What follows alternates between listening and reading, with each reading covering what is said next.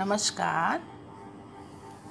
आज हम पढ़ने जा रहे हैं वीटो से आप क्या समझते हैं, दोहरा निषेधाधिकार क्या है, निषेधाधिकार के विपक्ष में तर्क एवं पक्ष में तर्क दीजिए। सबसे पहले हम आपको बताना चाहेंगे वीटो वोट शब्द से बना है और वोट से तात्पर्य है मतदान करना। यूएनओ के चार्टर के अनुच्छेद 27 में इसका उल्लेख देखने को मिलता है और यूएनओ का चार्टर सुरक्षा परिषद को अंतर्राष्ट्रीय शांति और सुरक्षा का दायित्व सौंपता है। आपको हम ये बताना चाहेंगे कि जब यूएनओ की स्थापना हुई थी 24 अक्टूबर 1945 को, तो शक्ति संपन्न राष्ट्रों ने अन्य राष्ट्रों से अपने आप को सर्वोच्च रखने के लिए स्थायी सदस्यता के साथ साथ इसमें वीटो पावर को भी अपने पास रखा। आज यूएनओ के 193 सदस्य राष्ट्र हैं, लेकिन इतनी संख्या के बावजूद भी 5 ही विकसित राष्ट्रों के पास वीटो पावर और स्थायी सदस्यता है। वीटो पावर, जिसे हम निषेधाधिकार के रूप में भी जानते हैं, और निषेध शब्द अपने आप में निषेध से तात्पर्य होता है मना करना। अब आप देख सकते हैं कि सुरक्षा परिषद के काम करने का तरीका क्या है। सुरक्षा परिषद के 15 सदस्य राष्ट्र हैं, जिसमें 5 स्थायी और 10 अस्थायी। जो निर्णय करने की प्रक्रिया है, जैसे महत्वपूर्ण विषयों पर निर्णय करना है, तो कुल 9 सदस्यों का होना जरूरी है और 9 में भी 5 सदस्यों की सहमति अति आवश्यक है। यदि इनमें से एक सदस्य राष्ट्र भी मना कर देता है उस कार्य के लिए, तो वह महत्वपूर्ण कार्य नहीं हो सकता। दूसरी बात हम आपको बताना चाहेंगे कि यूएनओ का चार्टर साधारण और महत्वपूर्ण विषयों का उल्लेख तो करता है, लेकिन स्पष्ट नहीं करता कौन से सब्जेक्ट साधारण हैं और कौन से महत्वपूर्ण हैं।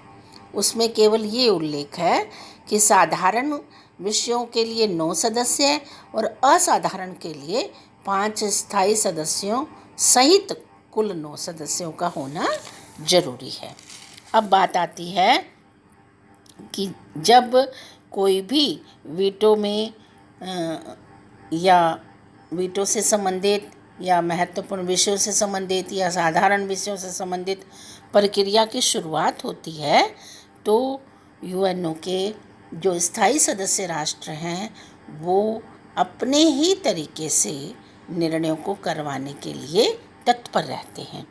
तो दोहरा निषेधाधिकार से संबंध यूएनओ का चार्टर प्रक्रिया संबंधी तथा महत्वपूर्ण विषयों से में भेद तो करता है, परंतु उनकी स्पष्ट व्याख्या नहीं करता।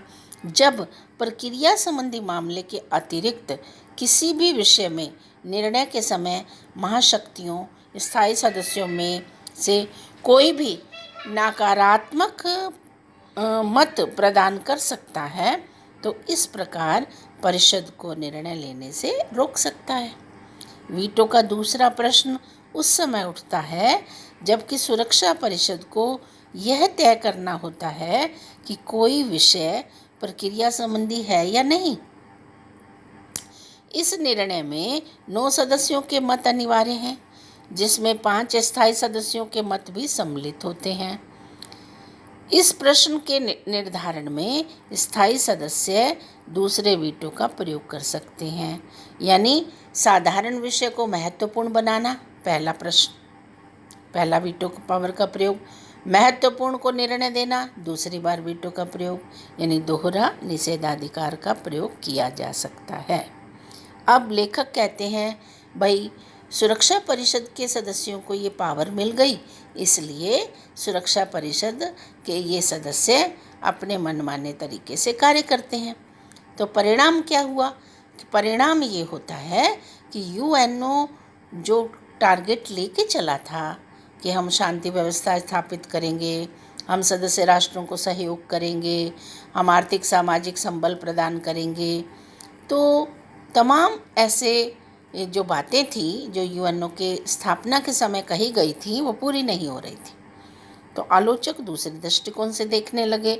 जैसे आलोचक में पामर और पर्किंस के अनुसार किसी भी बात ने संयुक्त राष्ट्र संघ में लोक विश्वास को कम करने का इतना योगदान नहीं दिया जितना कि सुरक्षा परिषद में वीटो के बार बार उपयोग या दुरुपयोग ने।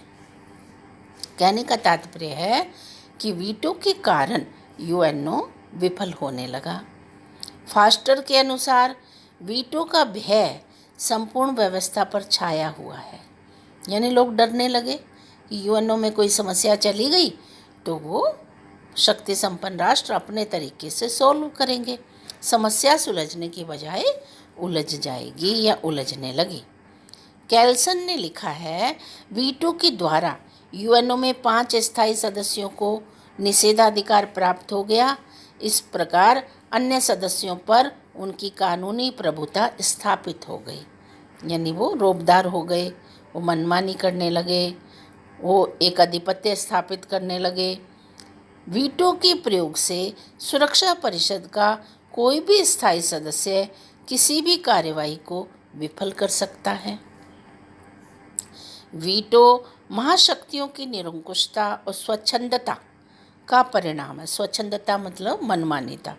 इससे महाशक्तियों ने अपनी शक्ति के बल पर अन्य सदस्यों को अपने कब्जे में लेने का प्रयास किया। महाशक्तियों ने वीटो का दुरुपयोग किया है। वीटो के कारण सुरक्षा परिषद शांति और सुरक्षा की व्यवस्था के अपने उत्तरदायित्वों को पूरा करने में असमर्थ हो गई है। त्रिगवेली लिखते हैं, वीटो के कारण यूएनओ नपुंसक है। यह महाशक्तियों द्वारा पक्षाघातग्रस्त कर दिया गया है, यानी मनमाने तरीके से महाशक्तियों ने अपनी वीटो शक्ति का प्रयोग किया और यूएनओ कामयाब नहीं हो पाया।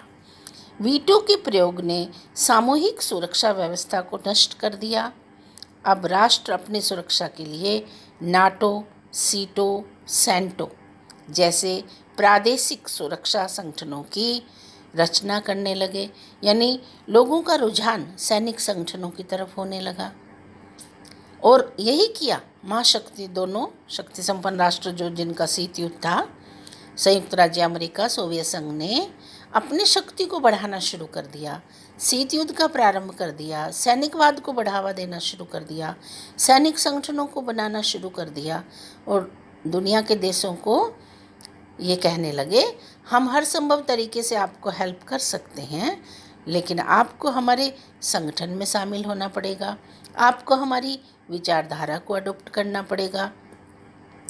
तो आलोचक इस दृष्टि से देख रहे हैं कि वीटो के कारण यूएनओ अपने उद्देश्य में विफल हो गया। ये थे इसके विपक्ष में यानी आलोचना। अब कुछ लेखक इसके पक्ष में भी देखते हैं कि वीटो के कारण संतुलन बना रहा।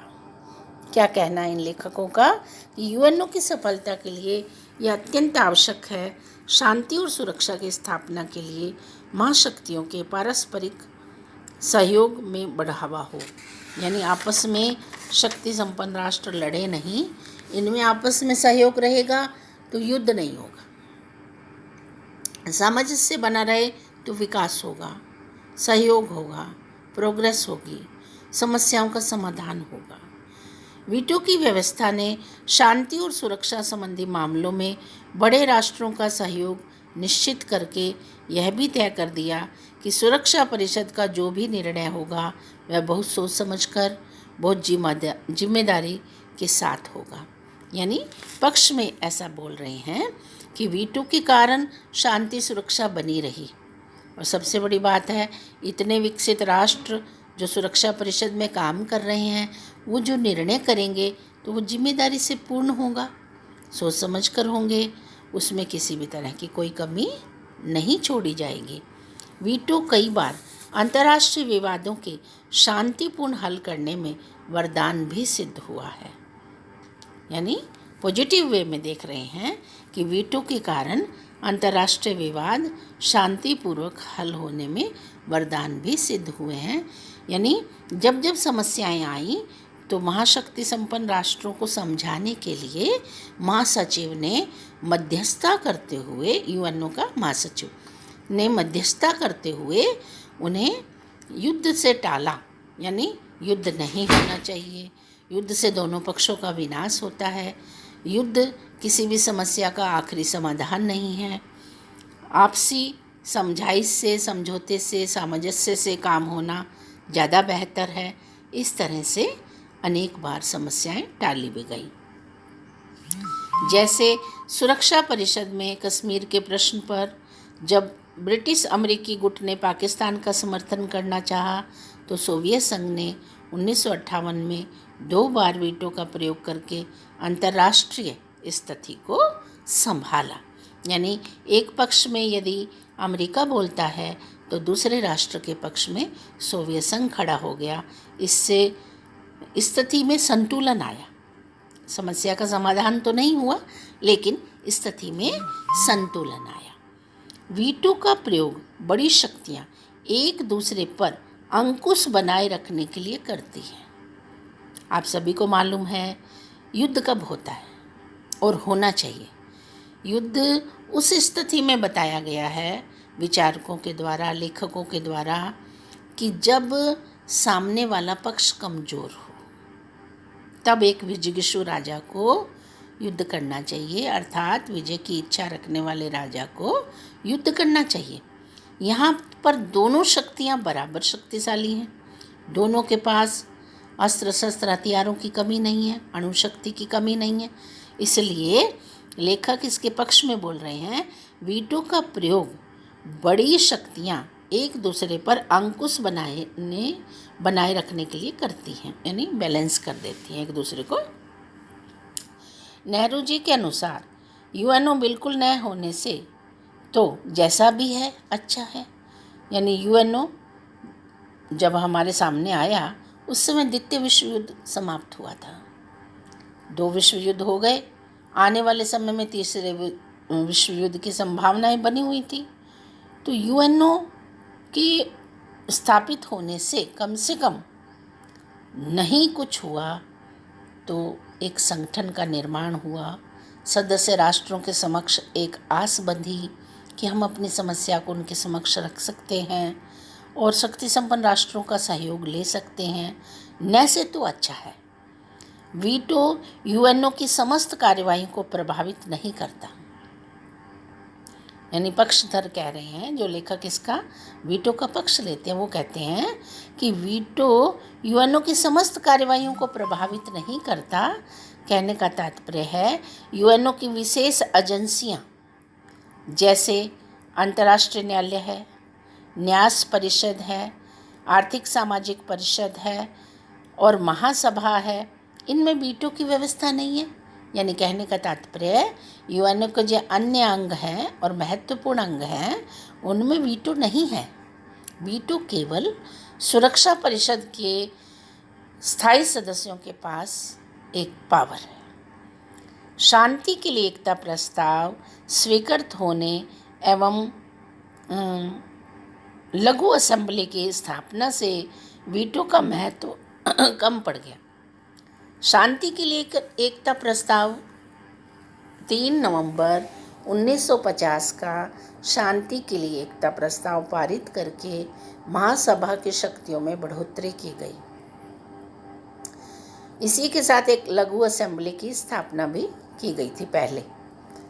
तो कहने का तात्पर्य है जब यूएनओ में सुरक्षा परिषद की स्थिति शीत युद्ध और आपसी मत विभिन्नता की सामने आई तो 3 नवंबर 1950 का शांति के लिए एकता प्रस्ताव पारित करके महासभा को कुछ शक्तियां सौंप दी गई कि जो कार्य सुरक्षा परिषद करने में विलंब करती है उन कार्यों के निष्पादन के लिए पर्यवेक्षण के माध्यम से, समितियों के माध्यम से, आयोग के माध्यम से, बैठकों के माध्यम से महासभा विचार विमर्श कर सकती है। यानी महासभा की शक्तियों में बढ़ोतरी करके यूएनओ के लोकतांत्रिकरण को बढ़ावा देने का कार्य किया गया। अब हमने इसके पक्ष और विपक्ष के दोनों पहलू पढ़े। जो आलोचक हैं वो कहते हैं वीटो पावर समाप्त होनी चाहिए। वीटो के कारण यूएनओ अपनी उद्देश्य में, अपने टारगेट में, अपने लक्ष्य में कामयाब नहीं हो पाया जो टारगेट लेकर वो बना था। दूसरा पक्ष है वीटो समाप्त करने की ज़रूरत नहीं है। वीटो को समाप्त करने की बजाय ज़रूरत है महाशक्तियों में आपसी सामंजस्य की भावना हो, सहयोग की भावना हो, समझदारी की भावना हो। क्यों? क्योंकि उनका मानना था कम से कम महाशक्तियों के पास ये पावर थी तो तीसरा विश्व युद्ध टला। कांगो संकट के समय, क्यूबा संकट के समय या अफ़गान समस्या के समय ऐसी सिचुएशन देखने को आई कि तीसरा विश्व युद्ध कभी भी खड़ा हो सकता है, लेकिन बीच बचाव करके, समझाइश करके महासचिव की मध्यस्थता की भूमिका महत्वपूर्ण रही तो युद्ध टाला जा सका। शक्ति संतुलन बनाए रखने में वीटो सहायक है। और सबसे बड़ी बात है शांति सुरक्षा की दृष्टि से भी अगर देखा जाए तो शक्ति संपन्न राष्ट्रों को यदि संगठन में नहीं लेते तो भी दिक्कत थी।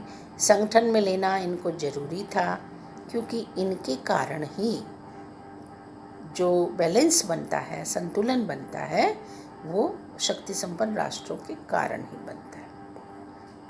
इस तरह हमने आज ये क्वेश्चन पढ़ा, वीटो से आप क्या समझते हैं, दोहरा निषेधाधिकार क्या है और इसके पक्ष एवं विपक्ष में तर्क दीजिए।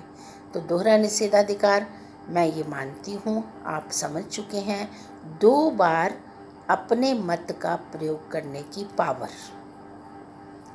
कब 2 बार मत का प्रयोग कर सकते हैं उसमें हमने आपको बता दिया। पहला पॉइंट तो ये कि जब साधारण विषयों को महत्वपूर्ण विषयों में कन्वर्ट करना हो, और दूसरी बार जब महत्वपूर्ण विषयों के संबंध में निर्णय लेना हो, तो ये पावर शक्ति संपन्न राष्ट्रों के पास है, जिसमें हम स्थायी सदस्यों के नाम आपको बता चुके हैं। आज का टॉपिक हम यहाँ समाप्त करते हैं। नमस्कार, बहुत बहुत शुभकामनाएं।